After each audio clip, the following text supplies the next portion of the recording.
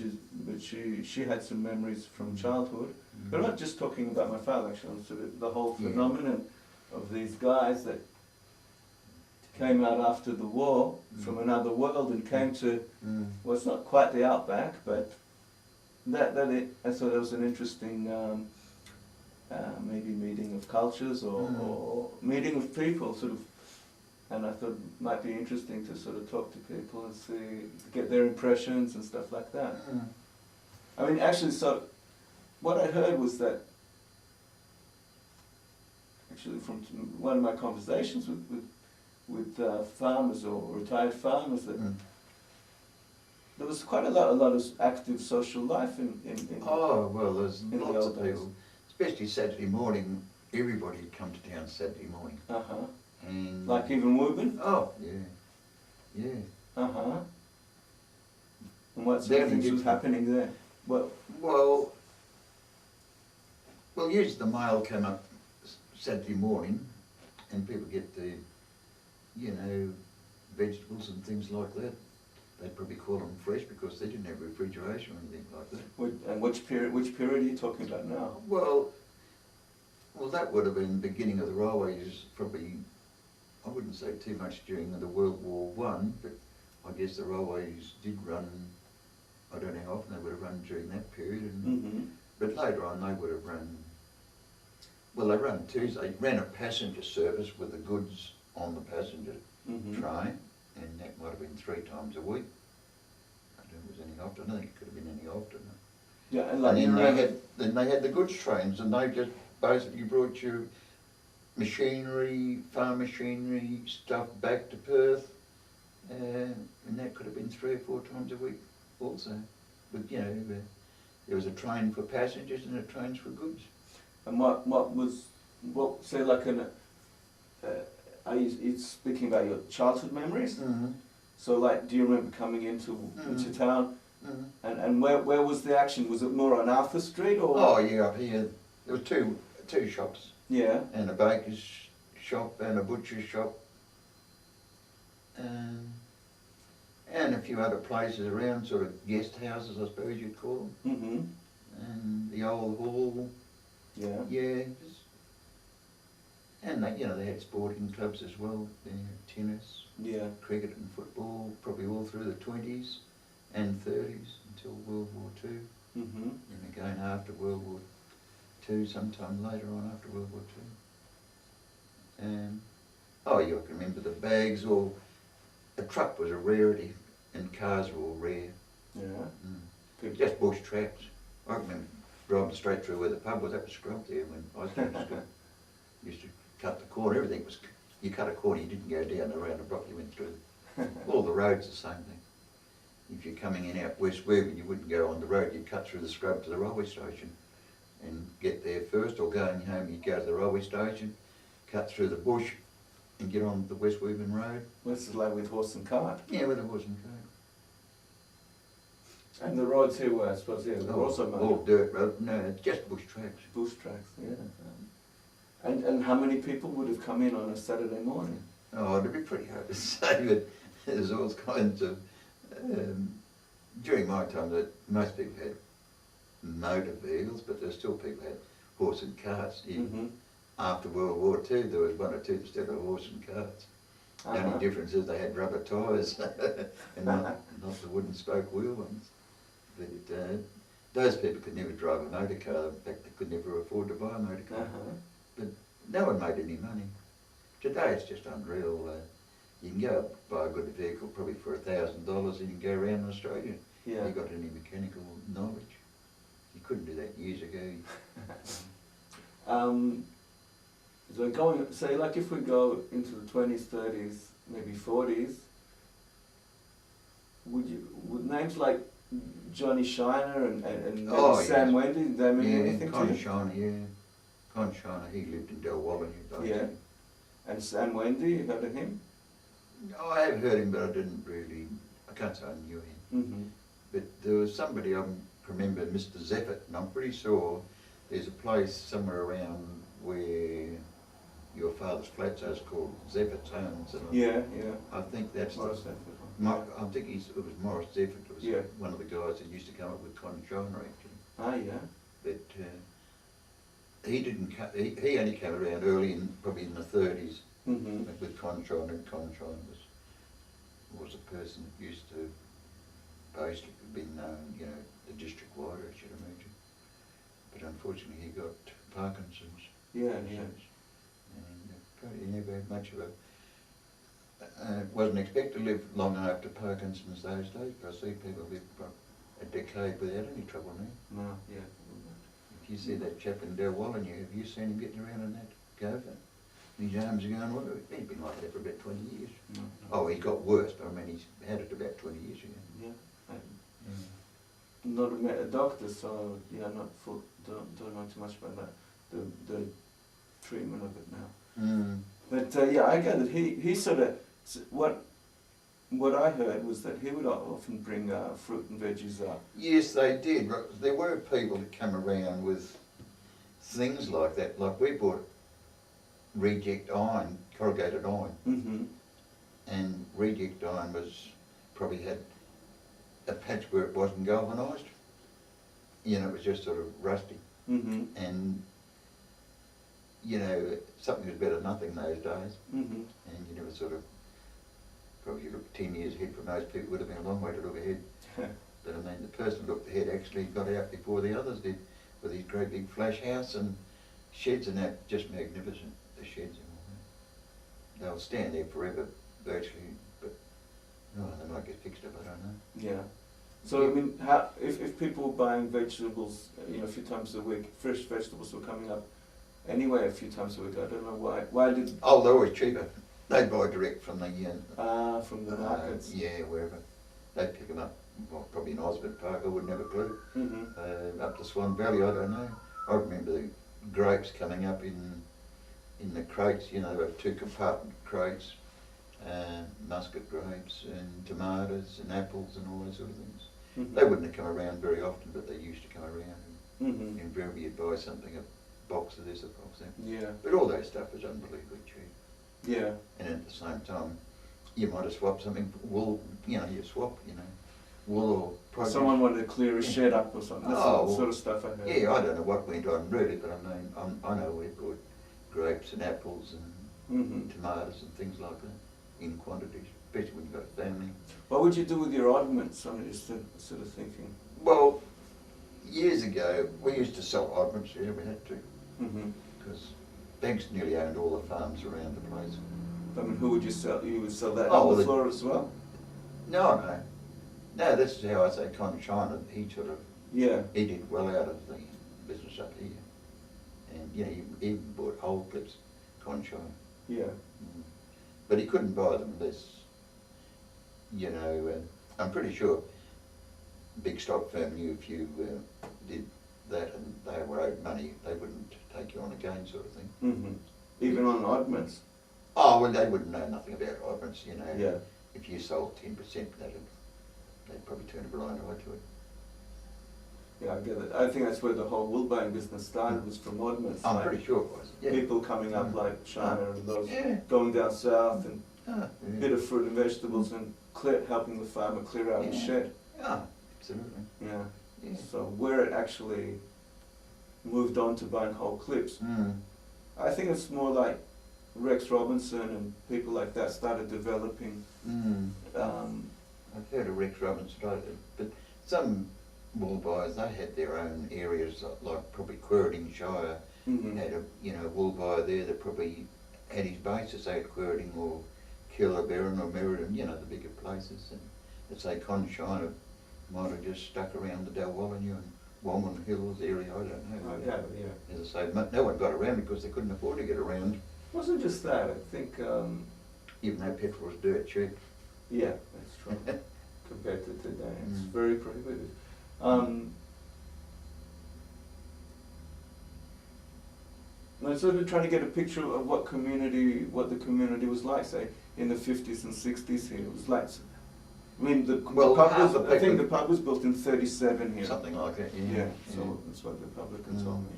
And I think the hall was about the year afterwards, because the what? New hall. Ah, yeah. New hall. They used to have a wooden structured one there. Yeah. Mm. What went on in the hall mainly? What sort of Oh, functions? just dances and probably weddings or something like that. Yeah. Mm. Uh-huh. But, There would have been a dance a week or two. oh, well, I'd say at least every month, but and they might have alternate between different towns. Mm-hmm. You know. And what, did they ever have pictures over here? They did, but I never went to pictures. I Mhm. didn't like pictures, but they did have picture shows in the hall. I don't think they would have had them before that. They could have had them in the old hall that was there, the old wooden frame hall. Mm-hmm. But I know once every 2 or 5 years, a circus had come around, 2 or 3 different, names. Mm-hmm. Probably Bullens had come around once in 5 years. Ashton's was another one. And I think there was another one I just can't think of. They might come around once every 5 years. There wasn't one here 1 year, it'd be one the next year. Do you think people felt very isolated on their farms? Well, everybody was isolated everywhere. Yeah. Totally different today. Yeah. You get sick, they take you to Perth in an aeroplane. From here? Oh, from Delwyn, they do. Yeah. Okay. No, there's a hospital there. Yeah, but they just dare you up and send you off. Call the Royal Flying Doctors Service. Today as well? Oh, yeah. Yeah. Like it's kind of like an outpatients clinic or something.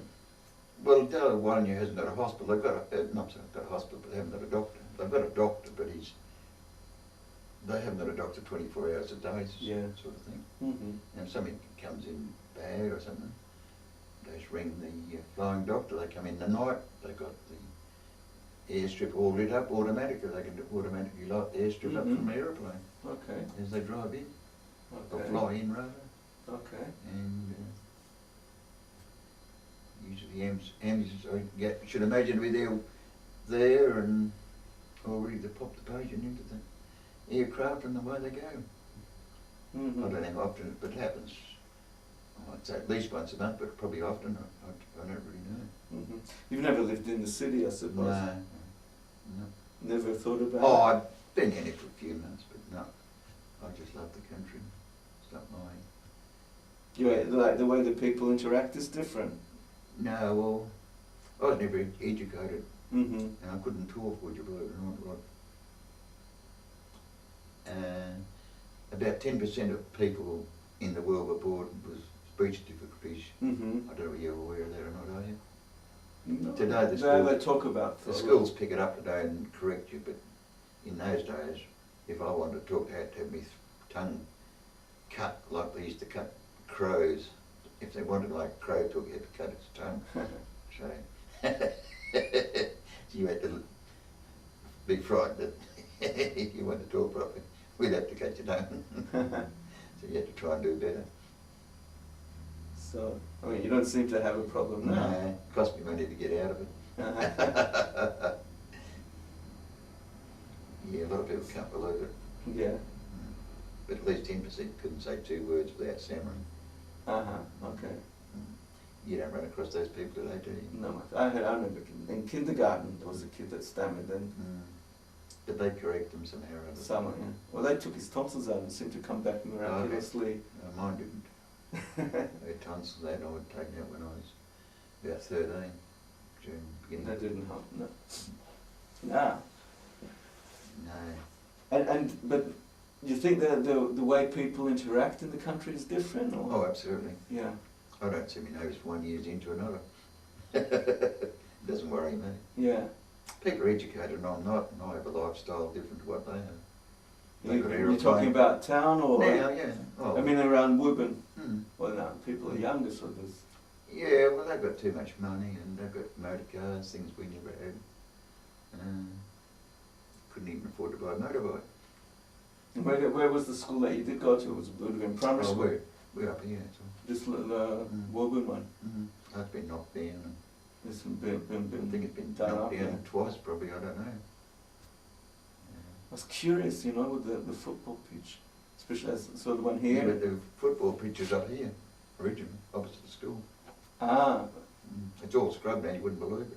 no. Was it grassed over? No, sure, no, just gravel. It was just gravel. Yeah. And that one too. That one down there is exactly also. the same. Uh-huh. Hard as a rock. Hard, yeah, real hard. Oh, yeah. But now you've got trees growing up in There's, in the middle of it. yeah, there's river gums, some of them germinate easily anywhere. Even up in the rocks up here, footpath, come up between. And did sport play an important part? I would have gathered in the social life. It did, but not now. Not now. Well, yeah, I gathered in the last few years changed. Farming and number of people around has all changed. And the families are a lot smaller. Derwallinger's got a football team, but when you consider they all had football teams. Yeah. But in Delhi they've got 2 or 3 football teams, I think. Like, they've got league and I forget what the others are, juniors or something. There's about 3 that I know of, I think. I don't follow them. Yeah. But yeah, you would have, like someone told me, the league was such that you would only have to go 20 or 30 miles to play competitors. Now you have to go 100 miles. Yeah. To play. That's right. Yeah.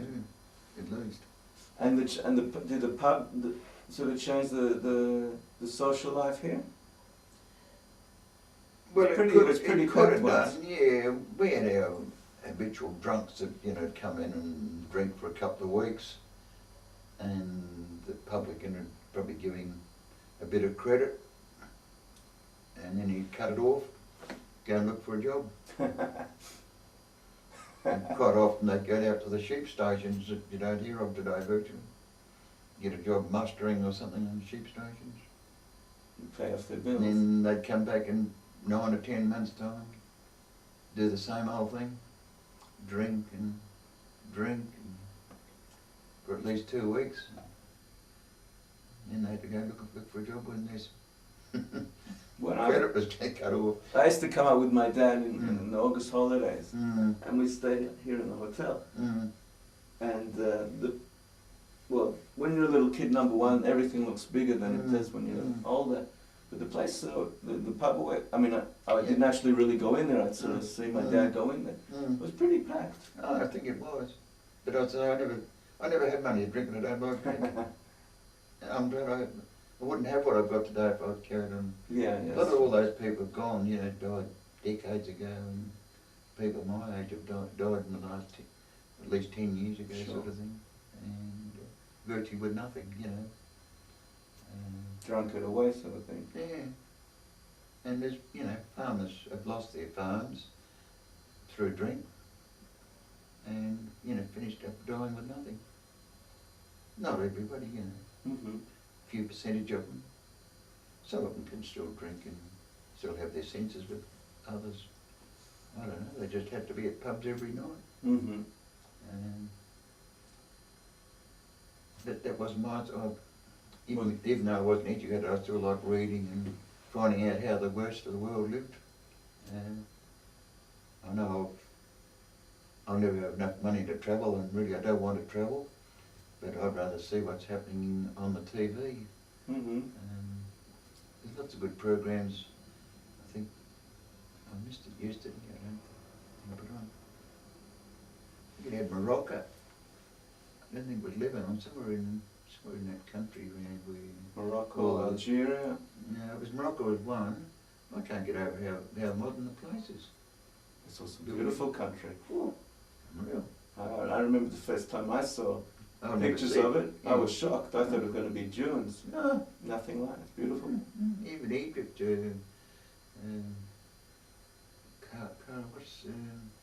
Cairo. Cairo, yeah. Fabulous.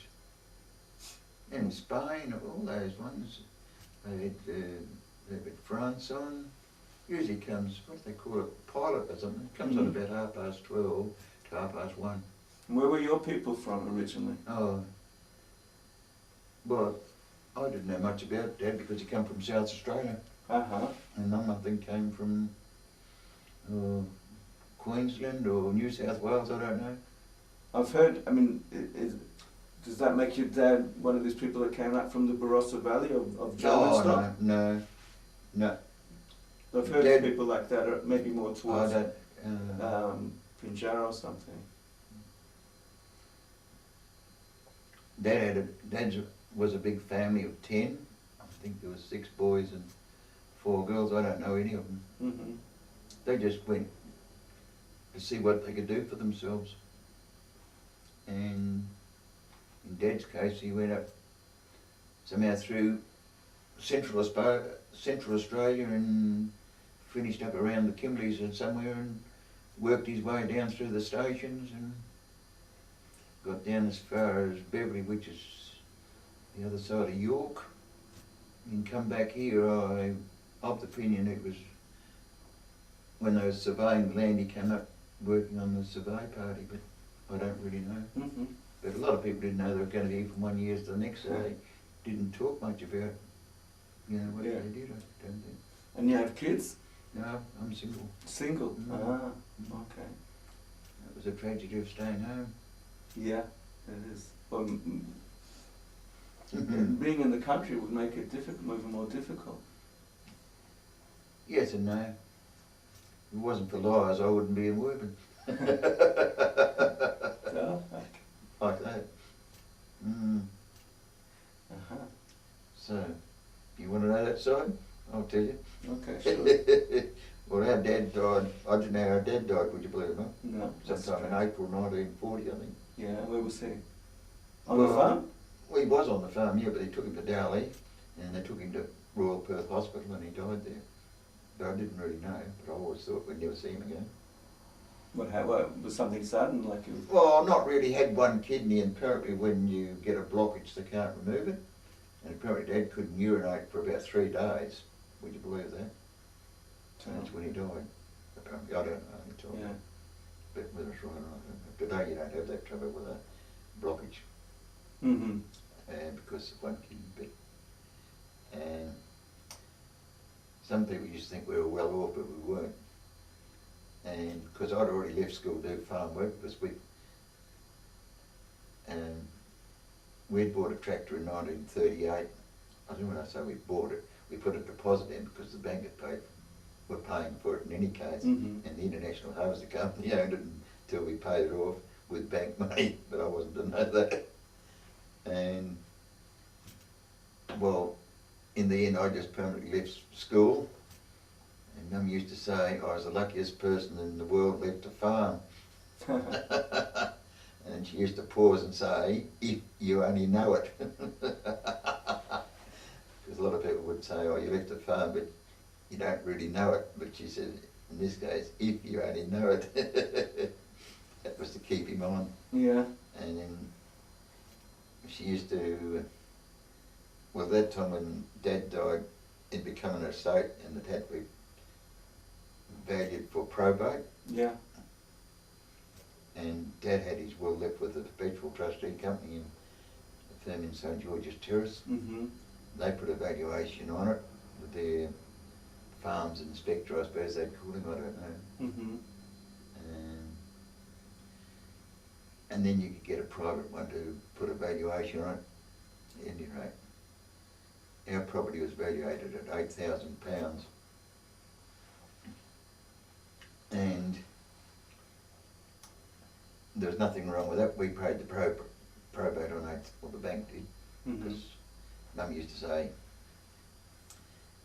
the only thing, we don't owe any money. Everybody will tell you we don't owe any money. Well, she said, if we do, it's that bloomin' probate. If he had an insurance policy for probate, we would have been all right. Uh-huh. And had he had it, wouldn't have been any good. In any case, it would have added to his assets, as you probably know. Somebody else has got to pay for your probate. I've never gone through it, yeah. Yeah. No, my sister had to do it when I was away. But after World War II, they were still selling policies to farmers for probate, and they weren't any good to them. Uh-huh. Till about 10 or 15 years, and so we put them on the right track, would you believe it or not? Yeah. Uh-huh. Anyway. Well, basically we work for nothing, year in, year out. What do you want, farm or the money? Farm. Well, when I turned 21, I got a farm labourer's basic wage. Like it or lump it. Who do you think you are? We can run the farm without you. Who told you that? Mum. Uh-huh. And of course, it wasn't like that because Mum used to think that a lot of people wouldn't own their farms till the year 2020. Would you believe that? Mm-hmm. That's how. Because of the Crown land thing? No, just because you couldn't make any money. If you were going backwards all the time, how could you get out of trouble?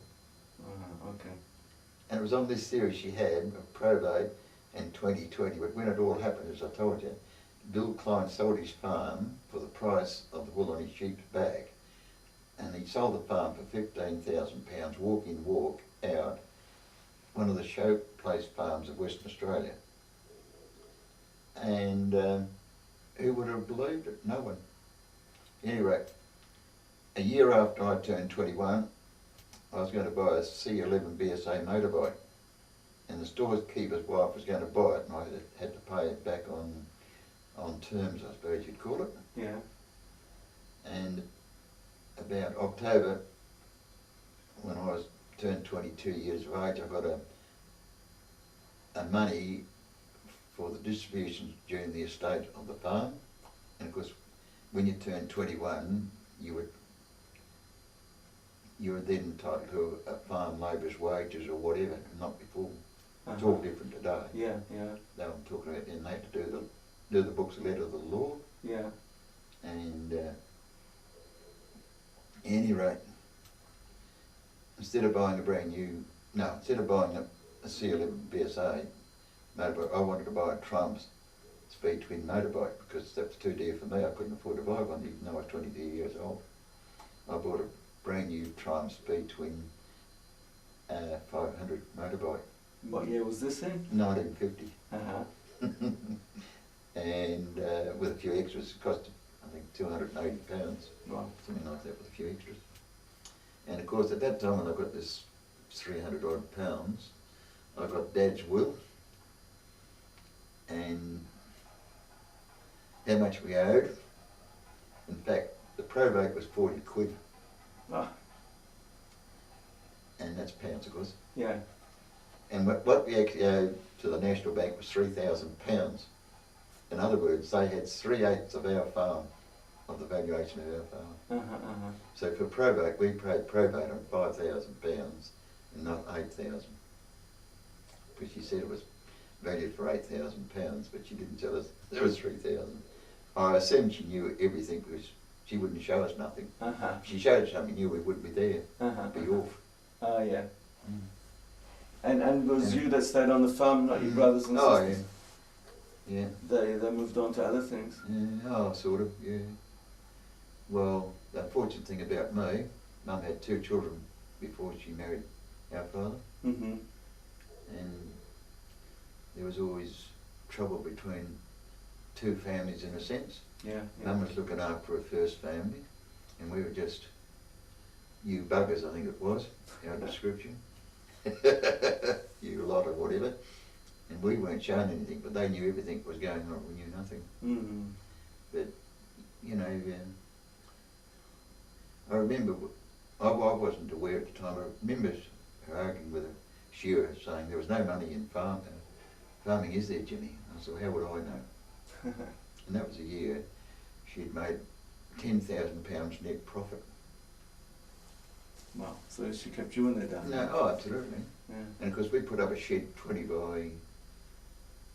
foot by 60 foot. And I was going to have the farm on its beams, that's on your backside all the time. Always run you down having the farm. And of course, I didn't write the checks out, I only had $2.15 share in a farm labourer. The trustees companies had to write the checks out. Mm-hmm. We had to apply to them whether we wanted this or wanted that. And they had to approve of it, and they paid for everything through the estate. Mm. Wow. So, any rate, how could you bring anybody into the world when you're living in my circumstances? I know a lot of people would. Yeah. But I don't do those sort of silly things. I always look into the, look ahead of you sort of thing. When did that sort of change? When did that turn around? Well, we didn't have to, but Mum had a 15 share of the farm. No, I'm sorry, a third. She left a third in the will. Mm-hmm. I didn't know that until when I was about, I was over 22 years old anyway. I seen the contents of the will. And all the others were left the same amount, 2/15 share of the farm. Well, we didn't have to, we had to wait until the youngest turned 21. And that was about 7 years after I turned 21. I was 28 years old. In between what I had and what she had, we bought the others out. Oh, yeah. That's how it's been ever since. And then I had to wait for her to die to know what I was left. Because all the wills were empty when it come to the farm. She had a house in Doubleview, Thomas Henry James, and the contents to the house to Henrietta Lewis, her married name, blank for the farm. Doubleview, that's sort of going out toward the beach in Yeah, yes, near Scarborough, yeah. Well, I've got nothing like what some people got, you know, people have got 10 times what I've got, but, you know, I've got more than enough to live on now. But a lot of things I'd like to have, but I've gone without in my life. And It must be really tough, sort of being so far away from everybody and completely on your own at your Oh, age. I don't worry about it. Yeah. Yeah. But at any rate, did you know your father ever got sick at one time or very ill? Yeah. You did? You know who cured him? No, you? No. Who? Did you know how it happened? He had a few heart attacks and... No, I'm talking about before. And before that, I don't know. Wait, exactly what? Yeah, 10 years before he probably died, I don't know, probably 10 years before he died. You didn't? Well, no, when I was 13, he had 2 or 3 heart attacks in 1 year. So that would have been 1970, 71, something like that. So not, well... Well, who was his doctor somewhere in Claremont? Oh, you mean he had a thyroid thing? Maybe Yeah. you're talking about that. I think so, I don't know Yeah. what it was. But it wasn't thyroid, was it? It was thyroid cancer. Or Or something that could, that may be what you're talking about. I don't know. That was something that could... Now, your father was over here going to shift a bale of wool onto the ramp to put into the goods shed. And he got a pain that was unbearable. And he couldn't do anything. He came across to his room here. I don't know how he got the perv. And when he went to see his doctor, he was on leave or something. And the doctor had taken over or something, we went to see, gave him so many months to live. No, Didn't he tell you about that? The only thing I know about is that there was this thyroid cancer business. So maybe that maybe that was that. It Maybe must have been wrongly diagnosed. No, they did. I'm not a doctor. No, they but- did a whole procedure No, with but it and stuff. Your father was telling me later on, because I talked to everybody except a few, and he's local, would you believe it or not, I suppose. Oh, I'm not really local. He's telling me how crook he was, and he went, when this doctor came back, his normal doctor, told him to go and see somebody. And that chap's name was Arthur Harris. Yeah. And Arthur Harris' parents had a farm out here. Oh, yeah? On the Glary estate. That I didn't know. And when he went there, he didn't know he was going to see a person from work. And your father probably lived another 10 years after seeing Dr. Arthur Harris. Oh, yeah. And apparently he had something wrong and his leg was known as a funny bone. And Dr. Arthur Harris is a specialist on nerves or something. And that's what was wrong with this. When he got this cramped leg or something at the Wirton railway station, yeah, it was something to do with the nerve. Ah, I know he did something, you know, Well, he had an operation there trying to... I don't know what he did, but I mean, he Really just don't telling understand. me how Oh. he was given sort of so many months to live, and I reckon he would have lived another 10 years afterwards. Yeah. And he went to this place in West Perth. Well, I mean, there's probably Arthur Harris's, I wouldn't say it's common, but it might be more than one Arthur Harris around. And when he opened the door, it was Arthur Harris. Was that one? And apparently it was, I think it was a funny bone or something like that. They called it a funny bone. And Arthur Harris, initially he was, a farmer's son, and he didn't become a doctor for long, like later in life. Yeah. And I think he won a Churchill scholarship to learn something and to being a doctor. And I'm pretty sure he went to America or something. Yeah. Can I get you, make you a cup of tea or something? No, right, thanks. Are you sure? Yeah. And So, why do you think these guys like my father, they came up to a place like this? They come from the other end of the world, and, I know. and then they come to the country.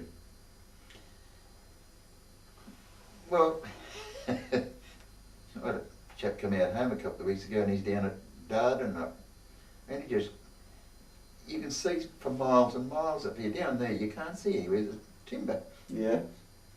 The chap just living up here, he's come from Drilling Up. You haven't heard of Drilling Up? Yeah, I have a friend who has a place there. Yeah, you remember when they had a fire down and several people got burnt in the fires around? Yeah, was there The town was burnt down or something? Yeah, I know. I didn't hear about that. That's when I first heard of Drilling Up. And this chap up here, he's come up here and he wouldn't go back to Drilling Up. Because, I don't know, because they can't see anywhere, because of tall timber, I don't know. A lot of people want to be amongst the tall timber, but we're up here, like, you go out here 20 miles sometimes, and you see that we've been 20 miles away. Same as Dalwallon, you'd be 20 miles east of Dalwallon, you say, well, there's Dalwallon, you're there. You know, you won't be there in no time, and you keep on driving, and then you get to Dalwallon, you. So it's like You got your ups and downs, and when you get in the high places, you can see the long way. Yeah. And, basically, most of the land's cleared. And that's sort of attractive. Oh, to me it is, but Yeah. I mean, I just like that sort of colouring. I suppose some people probably want to see everything green, but I like to see the contrast in colour. You certainly grew up that way, huh? Yeah, red soils and dirt soils. I don't like seeing dust like that, but sheep are a liability today. You probably don't have to tell you that, do I? Well, I heard a bit about it. Well, people are not going to make any money out of sheep this year when you've got to feed them, or most people won't. No, you don't. People don't grow wool anymore anyway. No, that's right, because there's no money in it. Yeah. Maybe a bit of lambs and stuff like that. Oh, yeah, but when you start doing that, there'll be a glut and everything. It become unprofitable. The way I see it anyway. And what about, get back onto this idea of people that were in the community and stuff like that. You said you used to speak to everybody. What sort of, was there a big difference between people on the farms and people that lived in the towns? Not really. We always had the one or two snobs, of course. You know what snobs are, don't you? Yeah, everywhere. And they're still snobs. Yeah, okay. They can't help it. But that doesn't worry me. Okay. So, but like townspeople, they felt the same, I'm sure part of the same community. I'm sure. No different. No. Because some of the bigger towns, people do feel a bit. Well, they a could bit do. different. I don't know. Bombing Hills might be like that. I don't know. Not here. I reckon Wombin Hills is a good place myself. If I wanted to live anywhere else, I'd go to Wombin Hills. But I find all the other places are pretty good. Not that I get around much. And And what about other people that would be travelling through? Those that, would they stay in I don't know, the people that sell things to farmers, machinery or God knows what? No. They wouldn't. They just move on. They wouldn't. It's unbelievably different now. In the 30s and after World War II, you used to have travellers going out trying to sell you machinery. Yeah. No more. You don't see it because they got dealerships in big towns and that's it. Yeah. Dealers. But that would have changed. What in the 60s and 70s? Would you still have salesmen coming through? Oh, yes, but not very many. But after World War II, you had the oil companies. They had a rep base here in Werben, two reps in there, Shell Oil Company, Vacuum Oil Company. Mm-hmm. You never see them, no one ever sees those people. They don't even have them, I don't think, anymore. Mm-hmm. They've got these big fuel distributing places located in different places. I mean, they've got agents, you know. And the reps that They don't have reps anymore like vacuum oil companies. And those reps were basically town people? Oh no, they'd give somebody to apply for the job and they could stop in a town as long as they wanted to, and then they'd say, oh, we've had enough of this place, we'll go somewhere else. Or, Mm-hmm. we've had enough, we'll take a different job somewhere else. I mean, that would be every few years, you mean? Oh, well, sometimes if they liked the place and got on with some of the people, they'd probably want to be here 5 or 6 years until they all moved on or something like that. How do you think, like, we happen to be in Woburn, so my dad was staying here, but I don't particularly mean to ask about him. You know, a guy, number one, people that, because most of his friends did the same thing. They all came, half of them came out to Australia on the same boat, and after a number of years, they're all in the same occupation, Exactly. and all in different regions. And most of them also concentrated in one region for decades. Where do you think? How do you think they fit into the rural community? Sort of, they were spending half a week here and half a week, maybe even less in Perth. Do you think they were part of the community? They were part of the community? Absolutely. I'm sure they were. Yeah. In what way do you think? Well, they always had some news. People wanted to see something. Just, you know, I suppose, you know, it was. What else could you do if you're like on a place you didn't mind seeing people? You know, they had something to talk about, or tell them where they came from, or you know, they all had a life story or instances that have happened, whatever. Because on the one hand, they weren't here long enough. You know, they weren't here on Saturday mornings. And yeah, well, I know. Actually, my dad was a member of the bowling club in Bunting. Was he? Yeah. But he wouldn't have played. He only became. Well, a lot of people do that. I mean, a lot of people. Well, they call them vice patrons or something like that, don't they? He would have been a vice patron of the Bunting Bowling Club. So he wouldn't have played league on the weekend. No, he wouldn't have played bowls at all, I don't think. No. They just nominate somebody to be a vice patron. All they expect is a trophy or something like that from. I don't know what. He might have gone in and played a bit on. He could have. I don't know, but not the leagues. You know, like when on the roll-ups during the week or something like that, training. Oh, I doubt it. It's not the same. I don't know. I don't play bowls. I wouldn't waste my time. All I played is cricket for 40 odd years, every Sunday cricket, and then the rest of the time was out on the farm and running after sheep. So, yeah.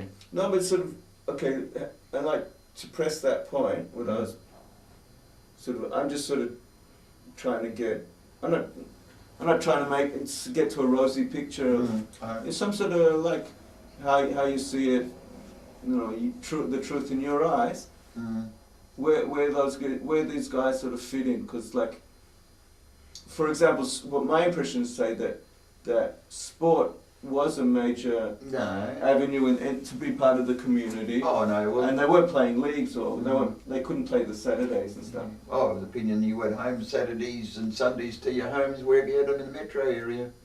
Oh, yeah, soon, I don't know. Yeah, no, that's for sure. But how? Well, they probably worked their way up through the, you know, out of town from, say, the metropolitan area, you know, visiting places where they might be able to do business. I don't know. No, they went home. They went home to Perth. But I mean, they might get called into places on their way up into the country. Not really. But they would have been buying small, you know, somebody had 20 or 30 sheep, they might have bought their wool. I don't know. I wouldn't have a clue. No. What interests me is what was their relationship with the community, the rural communities, and we're in Woburn, so what was their impact on the community? That's what interests me. I just felt people, you know, they're only here for that purpose, you know, to pick up, you know, wool, you know, for them to make a living out of. Yeah. You know, I don't know how whether that was their total means of living or living off that. I do not know. I wouldn't have a clue. And I'd only probably get away from the metropolitan area, peace and quiet. Yeah. And see how the other half lived. Like, most of the people would have known one another's business, whether they were broke or stony broke. And I mean, if somebody else didn't know, somebody else told them that, you know, they didn't even have to ask to know other people's circumstances. Farmers automatically told them. Yeah, yeah. And to be honest, I think even more than he said, I think my dad liked it a lot in the country. I think he liked the country people. I think he liked Australians. He liked the directness of Australians. So there's not much beating around the bush. It's not that. No, I know my next door neighbour came out from Italy. The person she married was actually in the Italian army when Italy had joined forces with the German armies. And I think he must have got married in the latter part of World War II, but I don't know when Italy sort of dropped out of the war, didn't they, more or less? No, I don't know. The Germans sort of started doing what they liked in Italy, because the Italians weren't much much good to the German army, because in the Middle East, that's where they were. They didn't fight there at all. They just threw their hands up in the air and then came out here as prisoners of war. Yeah. And then came back after World War II. And some of them are big farmers now. Yeah, I heard that a lot of them integrated very well. Yeah. And people like them. Yeah, well, this lady, when she came, she had a child in Italy, and she was my next door neighbour, and she dreaded the idea of coming to Australia. You know, probably the fact that her husband was in the army, probably conscripted, I wouldn't have a clue. And what the reaction of the people are going to be. And I mean, I think she found then the people are totally different to what she expected. And I mean, she's branded me as the first man in Australia against her own people. She can't understand her own people here different to what they are back in Italy. And it's just Italian? Yeah. And her husband was Italian? Yeah. And she reckons... What's their name? Mottolini. Mottolini. Ah. She lives in... too sure. Not far off the Wanneroo Road. Ah, yeah. Chewett Hill, probably. Probably not called Chewett Hill, but somewhere up there. No, I thought you meant on the farm up here. No. Oh no, they just had a little few acres next to me, but they just did. Probably Wanneroo or something. No, they live in Sylvester Street. You know where Nolamara Avenue is? I've forgotten already. Anyway. That's off Wanneroo Road. Yeah. Shoot around there. It probably is Nolamara, I should imagine. Maybe it was once sort of like small farms or something. Oh, I don't think so. Not anymore. No, there could have been, you know, 10, 1910, it could have been that one. Yeah, well, but they've done all right. Well, she's got 3 sons and a daughter, and gosh, they've done all right. All been educated. But I guess they own a couple of houses each and earn big money and can go back to Italy and go around Australia and all that, which I can't do. Yeah. I haven't left Wigan, would you believe it, not hardly. I can believe it, yeah.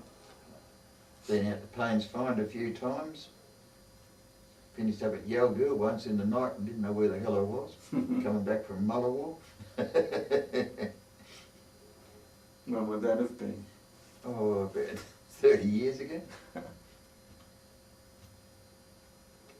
Never been to Mullawar. Went to clearing sale about 12 miles north of Mullawar. And apparently,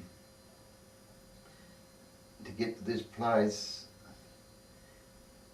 I had to turn over the railway line, and I think almost opposite me was Elder Smith's stock firm. And they told me how to get there. They had a barbecue after the clearing sale. When I came back, it was dark. Instead of turning right with this elders thing, I just kept on going. I just kept on going. It was Richmond Road. Couldn't understand why. There was, usually going up to Motherwood, there was signs so many kilometres as this siding, you know, on the east side of the railway line. None of that. Next thing was a sign, Yell Goo, about 40 k's or something. Oh, good. So I thought, well, I'll go into Yell Goo and I might go to get petrol to get home, because I didn't get petrol anywhere. I filled up home. That usually would have taken me up to the sale and back again. Never carried any spare. When I got to Yell Goo, it was after 10 o'clock, and I said, well, the petrol station. He said, oh no, they don't close until 11 o'clock. So I got petrol. I got home 2 o'clock next morning. Wow. He said, oh, you can take the track into Morawar. It was about 100 k's, I think it was. Oh, the road's good, just been graded. Gee, the road was good. It was all corrugated, no bitching. Well, hardly any bitching. Gosh. That's the only time I got the Yell Goo was in the dark. So I don't know what It's not that far away. Yeah. I seen a sign so many kilometres to Paynes Fine, and I was wondering which was going to be the shorter to get to Paynes Fine to go back to Morawar and then home again. Anyway. Yeah. Well, So, I'm going to turn this thing off. Yeah. So what was it? Well, as your father stayed at the Woburn pub, somebody had picked up wool from a sheep station in the Murchison, and probably knew your father would have been at Woburn, or on hopes of selling this wool that he'd stolen to a private buyer. It happened to be Ken Franks. And anyway, the police broke came up and chatted to him about it. And he said he'd been to different parts of the world. He'd never had any trouble with the police until this incident at Woburn. But I don't know, he wasn't charged or anything, but currently that's the incident he's talking about, with the only time he had something to do with the police. A bit of a shock, I reckon. Yeah. Uh-huh. I think that he was picked up, you know, for probably receiving wool that wasn't his. Receiving stolen goods. Yeah.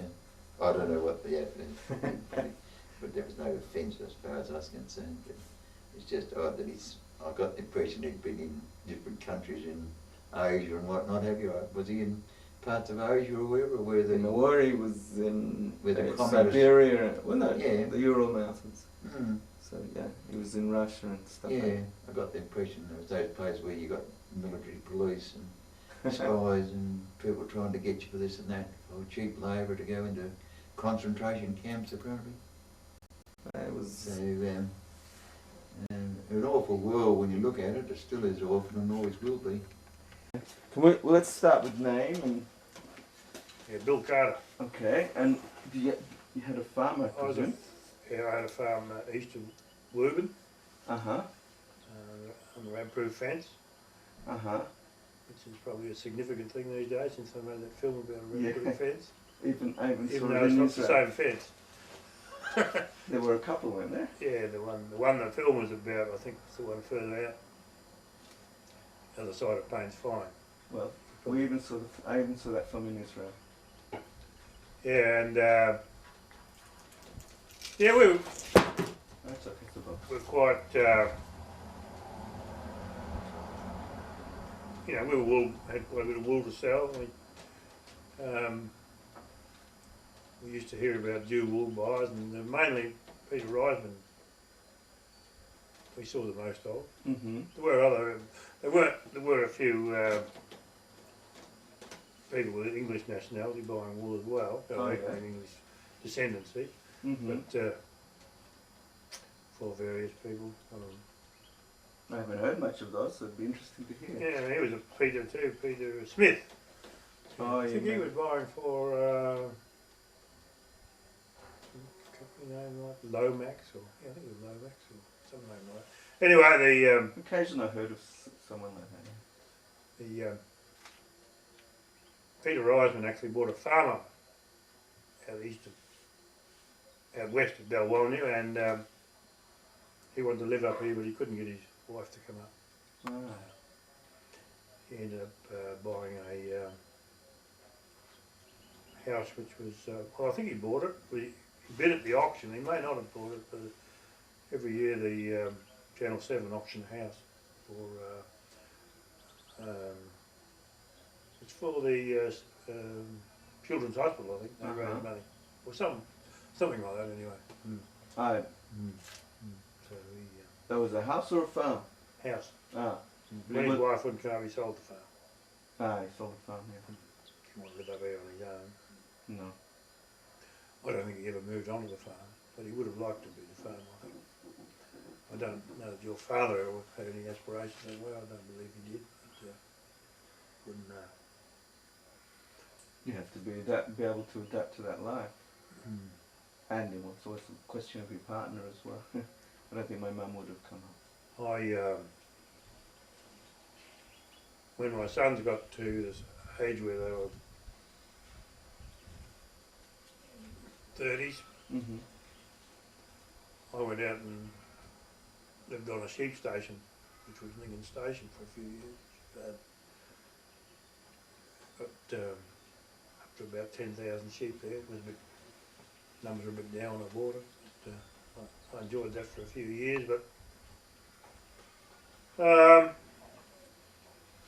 had to borrow some money, and the interest rates got very high about the time, and I decided to sell it. I did quite well out of it, really. So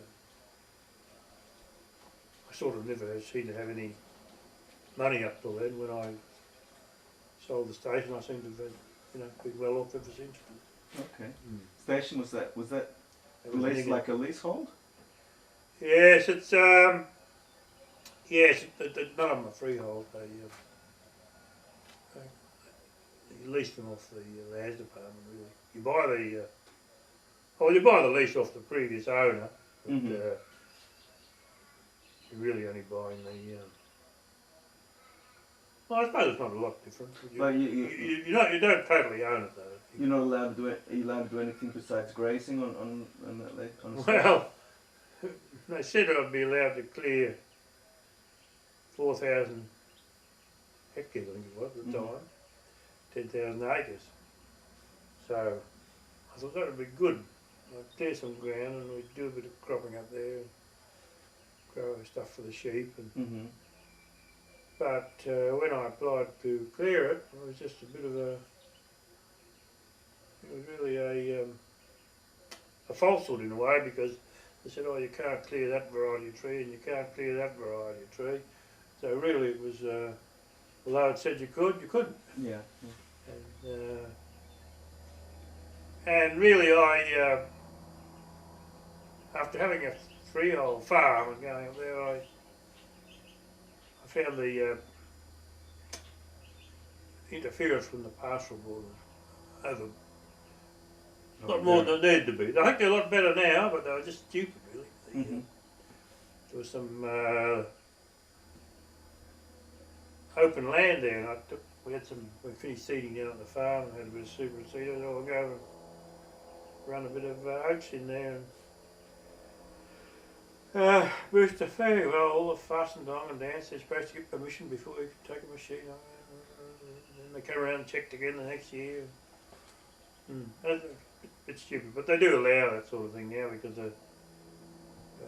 people are growing fruit, vegetables, that sort of thing in the pastoral areas, just to make things viable, really. Was that north of here or south? Oh, not south of it. Or it's out near Paynes Find. You know where Paynes Find is? So, continue on the next place up the road from Woburn. Yeah, about it was 160 k's up, I think. So like that's already out of the wheat belt. Yeah, it is. Yeah. Yeah.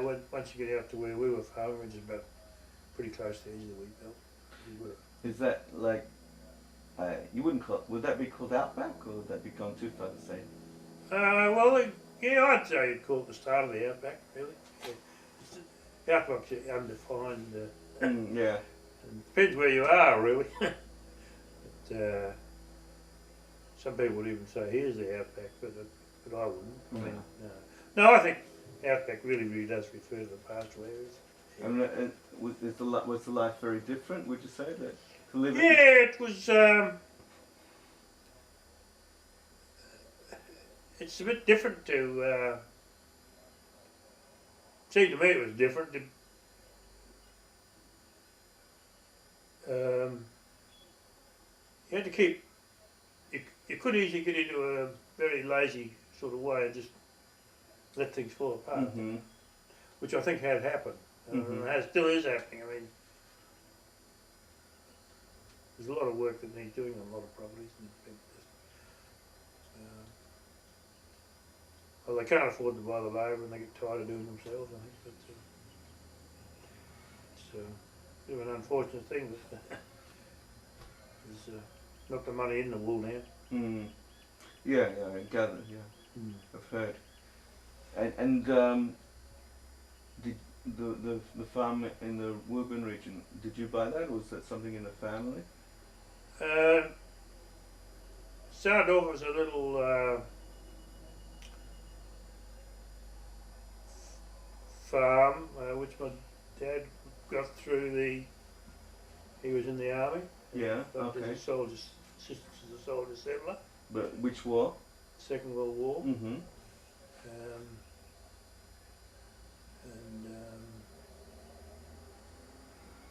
He didn't get a lot of assistance. He had but he did get some assistance.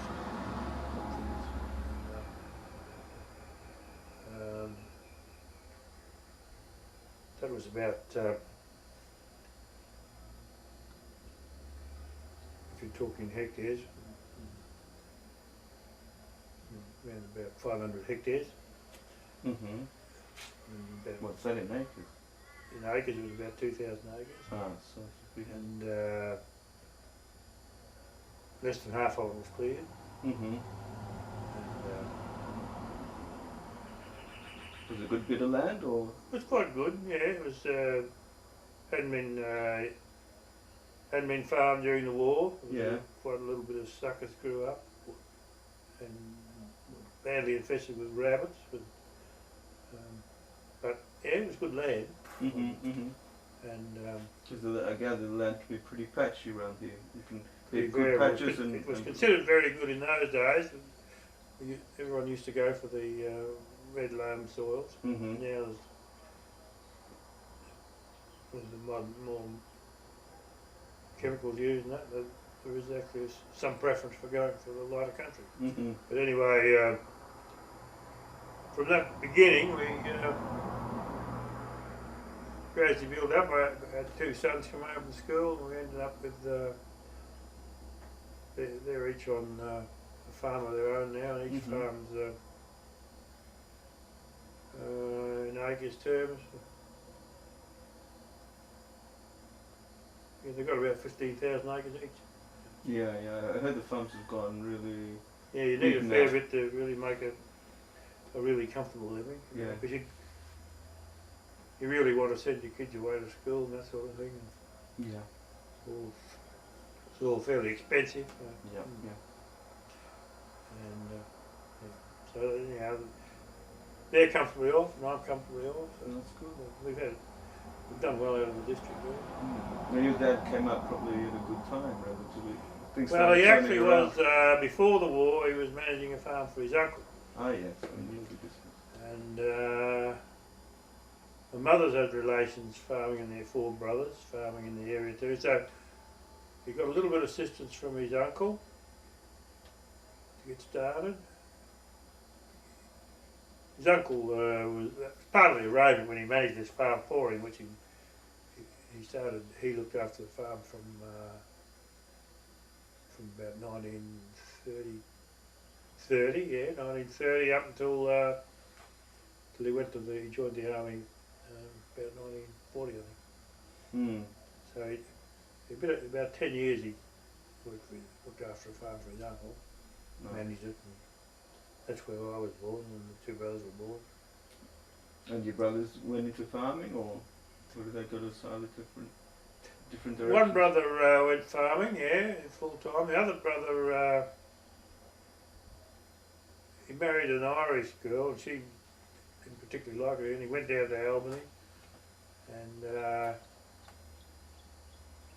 went on to a bit of new land down there, and then in the end gave that away Tried a few businesses, and in the end he came back and went farming with my other brother. Yeah, my other brother got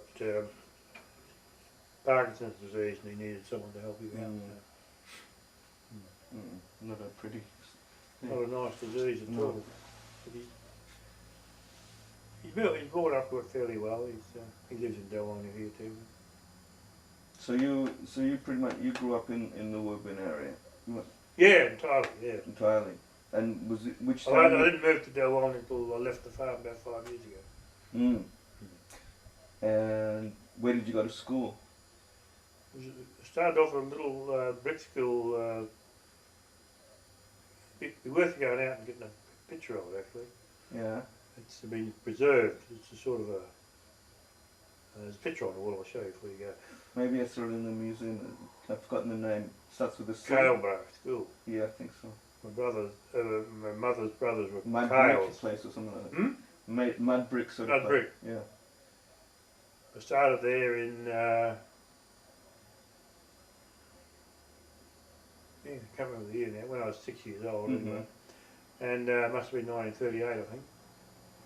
And, well it might have been 39. Yeah, so Well, that means the farm that my dad was managing was closer to Woburn. sorry, yeah. And I used to board with my aunts and uncles and go to school out there because they needed the numbers to get a teacher. And we used to go to school in a horse and cart. And I forget how many of us were, about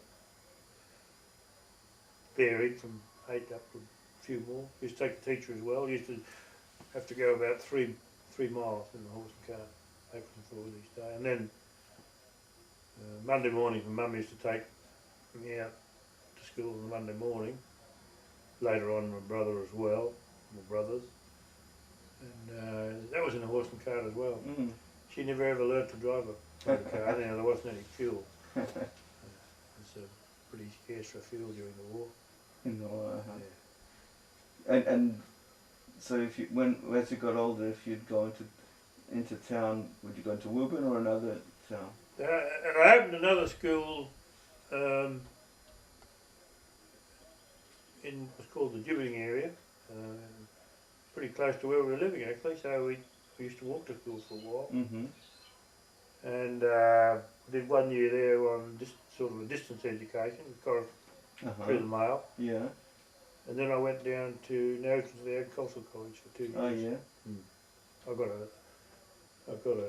scholarship to go there, so it didn't cost me. And you went, was that till at age of 15 or 17? I went down there when I was 14 and came back when I was 16. Okay. So yeah, that was a good, quite a good education for farming. Really,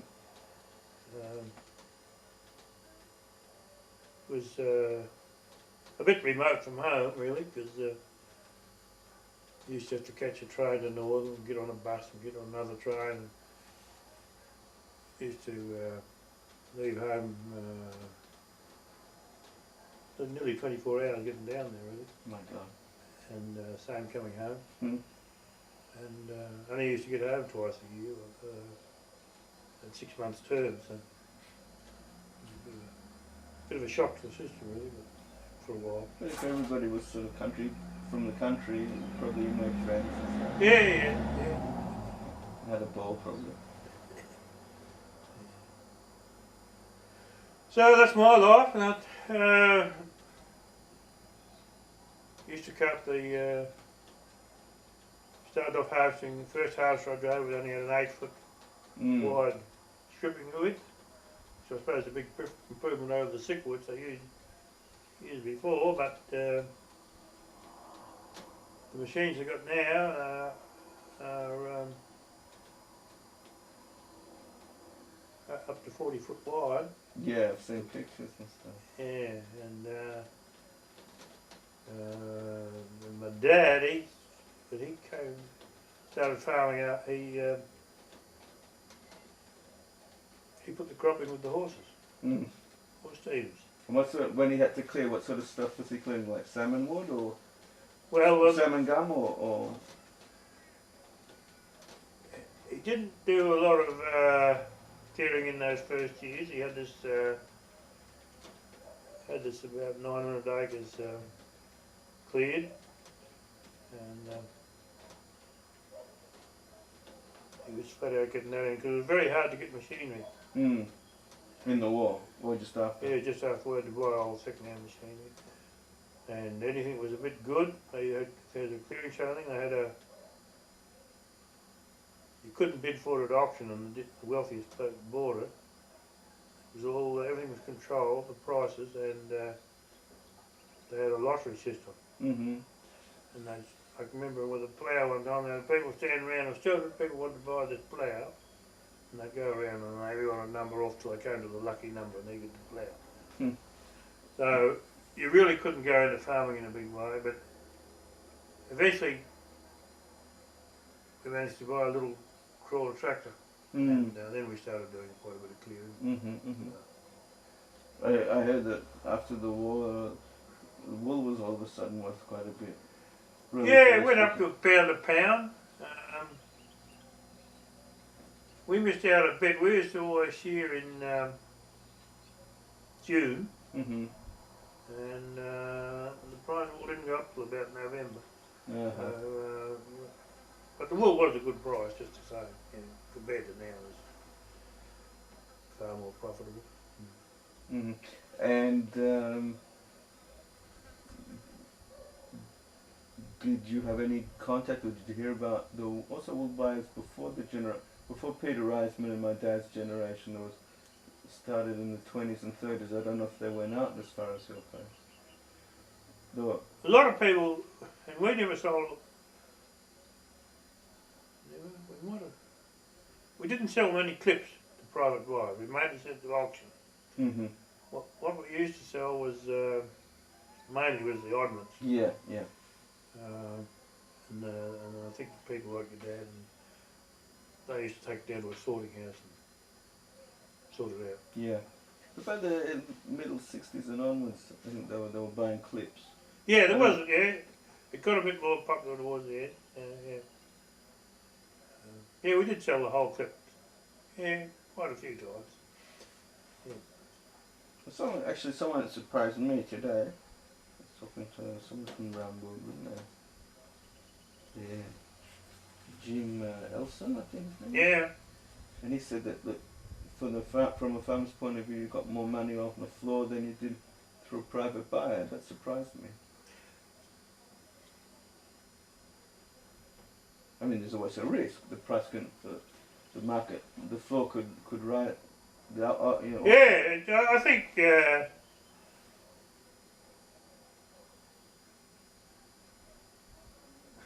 once later on they do all these tests on the wool. Right? Yeah. And test the yield, test the micron, everything, so that people knew exactly what they were selling. But I think the difficult thing for the farmers when at the time that Dad was around was that I think they knew more about the wool than what the farmer did really. So yeah, you think we felt that we often felt the only way we could be sure of sort of getting somewhere near the mark was to get a couple of prices, you know. Yeah. To compare them. Sure. Yeah, and with the private, the oddments we used to sell, it was a tax dodge. Yeah. I don't know how people like your dad and Reisman and those, how they managed to balance their books, because they used to come out with bundles of cash.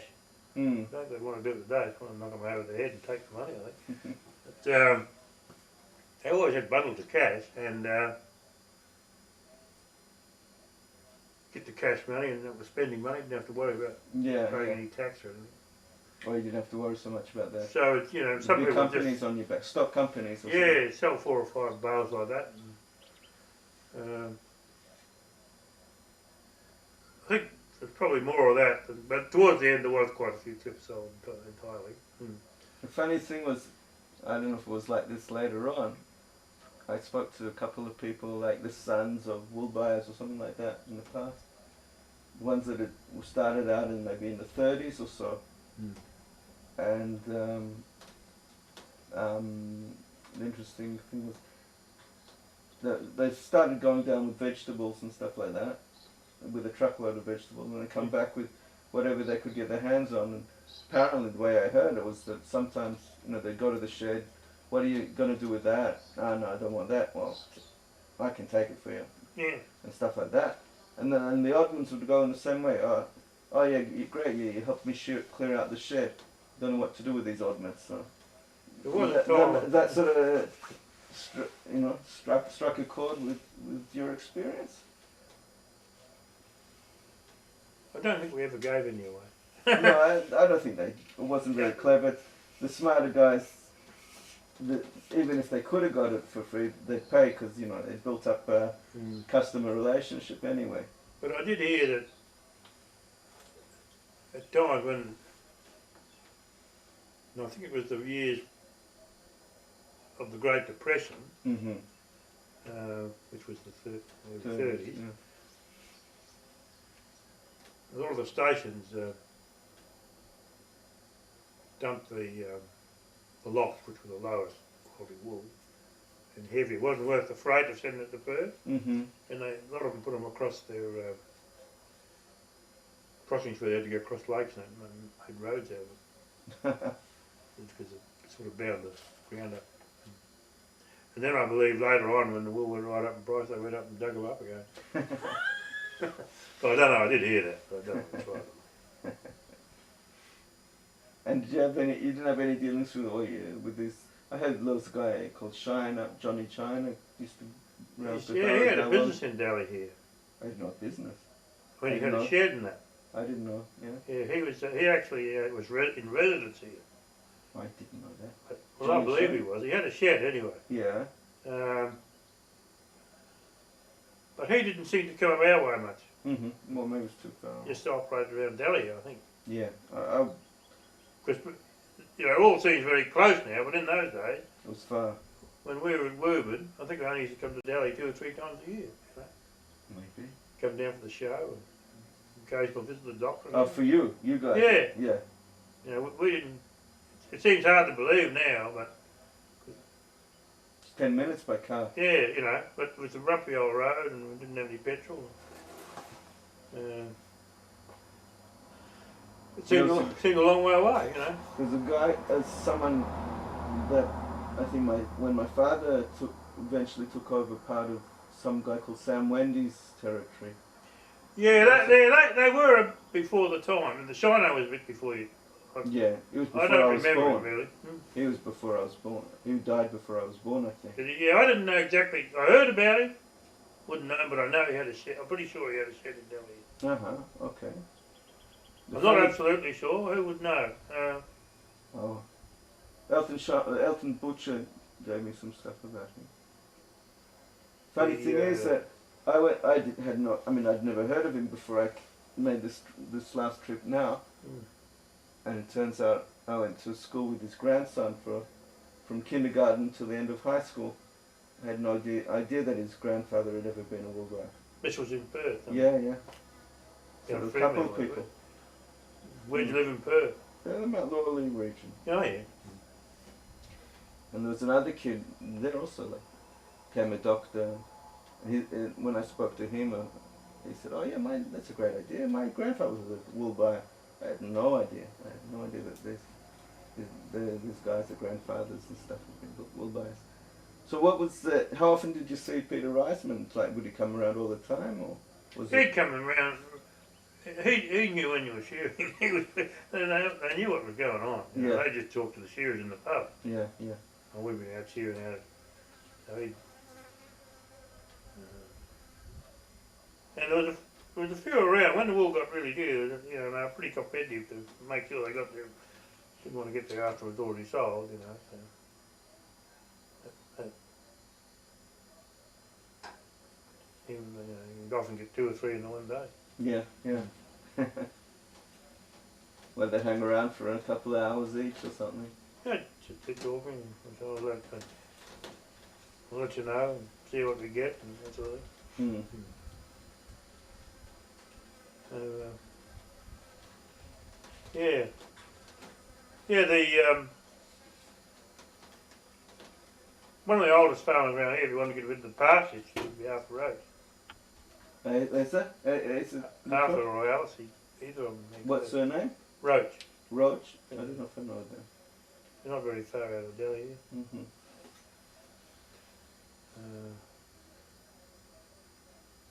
Unfortunately, I have a certain limitation with time. I'll go back the day after tomorrow, and then I don't know if I can make another trip up this direction or not. Yeah.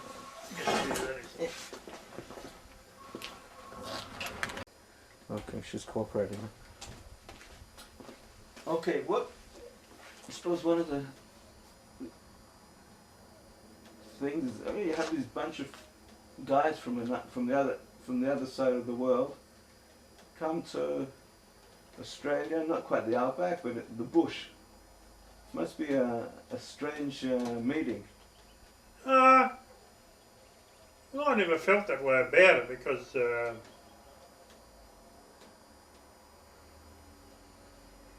particularly when, well, it's still the same now. I mean, we've always been pretty cosmopolitan. I never really thought of them as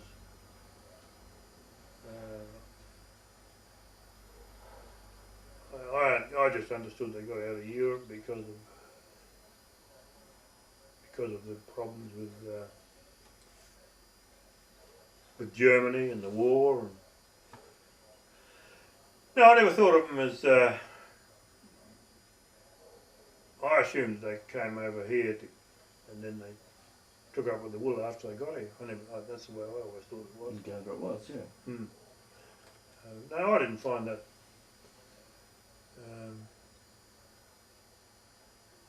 I didn't sort of feel they were much different to any other people. Mm-hmm.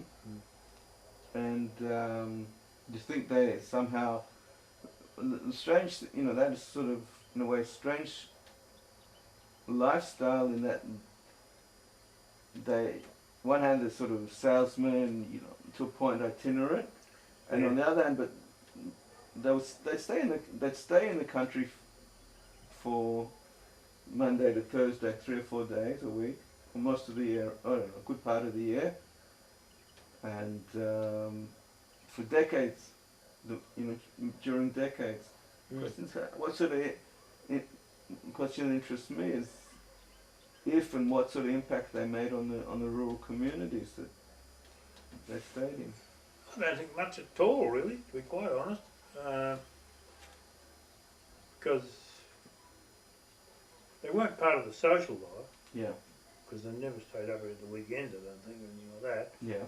Everyone was too busy working during the week to worry about anyone else. Mm-hmm. I think people had a lot less leisure time then than they've got now. And even now they're pretty busy. And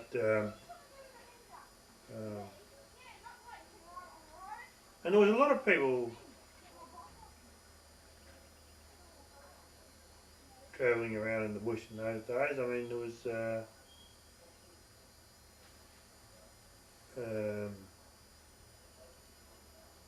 stock firms would have a lot more travellers running around.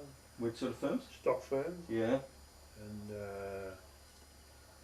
insurance companies would have people coming out to sell you insurance, and you'd have 3 oil company reps running around the district selling their oil and fuel.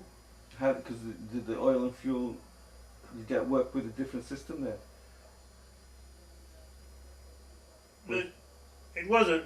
Well, it was different in as much as that each company was keen to sell the fuel, and they used to sell it all in barrels. But directly to the farms. And you pick it up in the town. I mean, now,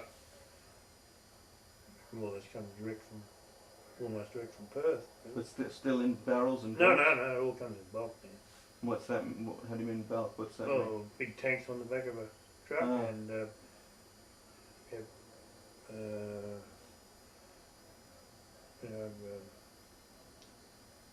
mainly about 5,000 litre tanks on the farm, just filled up. You don't have to go and get it, they bring it out. But there seems to be less, well, there's a little bit of competition, but it's virtually all the same price.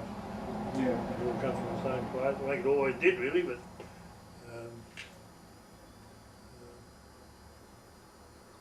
and I think really farmers are small beer now. I mean, they sell that much fuel in the city, they don't really, doesn't worry them that much. It's just not worth sending reps out to try and sell their particular field. Yeah. They advertise in the papers and that sort of thing, or over the radio. But so from all these, well, then you'd also get shearers coming in once or twice a year. Yeah. Clutching and shearing. Would you have had permanent hands on the farm? No, not in those days. We didn't. No. Because we.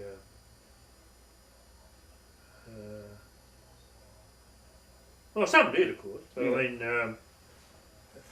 in our particular case, we were three brothers and we did the work ourselves. Yeah. Okay. At that time. So you'd have all sorts of salesmen coming around anyway.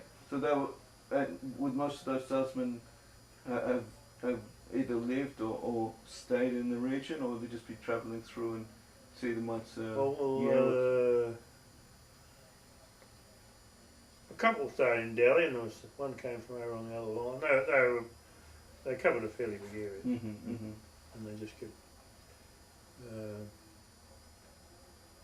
You would see more of them than you did of the wolves, because some of them played football and that sort of stuff, and they mainly stayed in the area wherever they were. Didn't all. None of them ever stayed in Woburn, but a couple of them, I think, at different times they were in Delhi here. And then there'd be quite a insurance. They used to drive you mad, really. Always trying to sell you life insurance or fire insurance, get the money off you one month. I suppose it was all worthwhile, but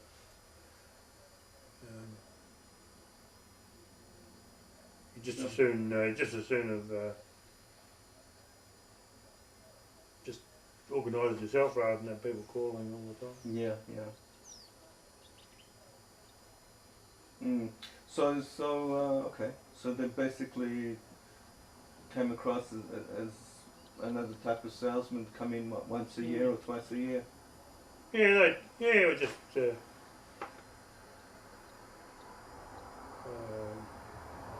Well, you knew they were Jews, and there were no other Jews coming around.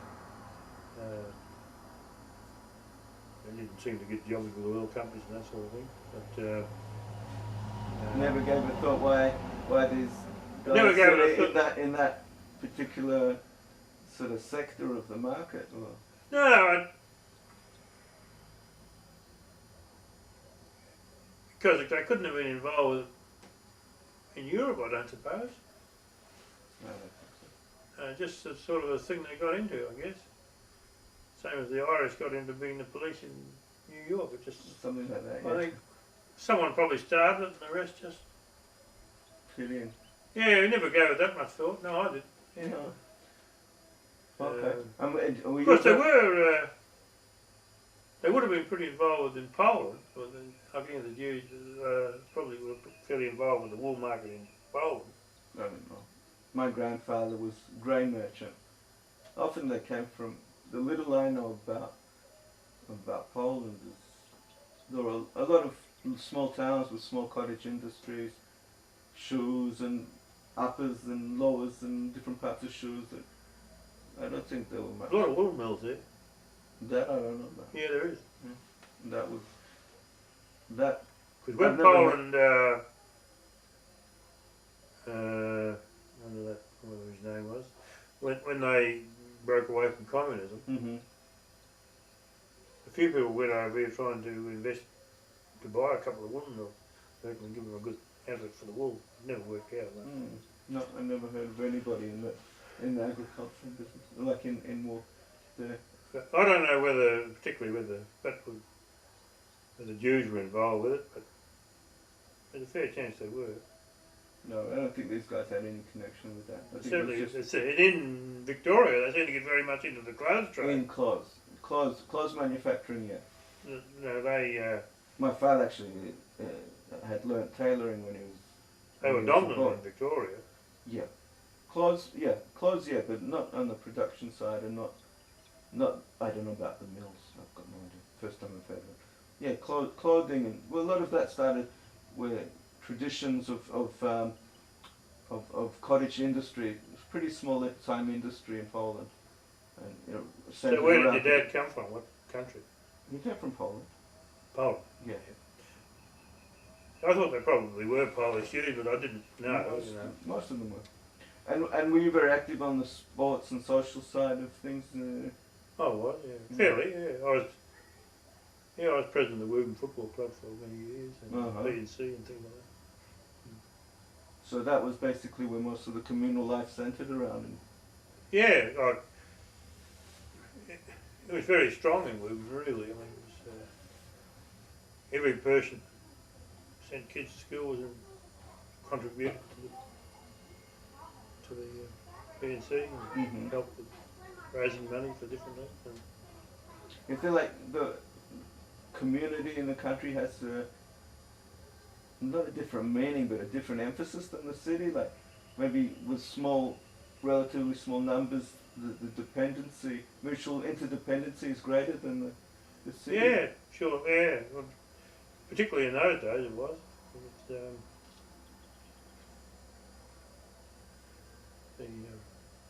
I even noticed a difference. My children went to the Woburn school, right? Mm-hmm. When they got to a certain grade, they had a junior high school in Woburn, in Delhi, and later on I became president of the Delwani B&C, and it wasn't anywhere near as not nearly the unanimous support down here for the P&C as there was in Woburn. When you get a fairly big number, everyone leaves it to someone else. Yeah. When there's only a limited number, everyone that doesn't even turn up is noticed, sort of thing. Yeah. It needs a full-blooded effort. You know, I don't know if it's relevant or not, but just like eating at the Roadhouse now in Woburn, it's not almost all that stuff on Arthur Street. Everything's closed down, so there's the Roadhouse is still going, and you know they're catering for truckies mainly. Seems to me. Yeah, you're right. And I get this, you know, I had this feeling like they're really going out of their way to make the truckies feel at home. And I thought, maybe that sort of epitomizes country communities. Like people really want you to make you feel at home because you live in so much isolation anyway. Well, I think it's their bread and butter. Oh yeah, obviously. Yeah. I mean, oh no, they're not doing it because all out of charity. I mean, not expecting that. they wouldn't get any. They wouldn't get enough trade from the locals. So Yeah. it's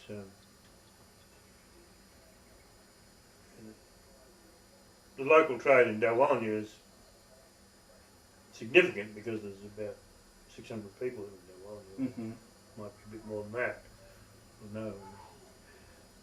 But in Woburn there wouldn't be. I think there's about 100 People.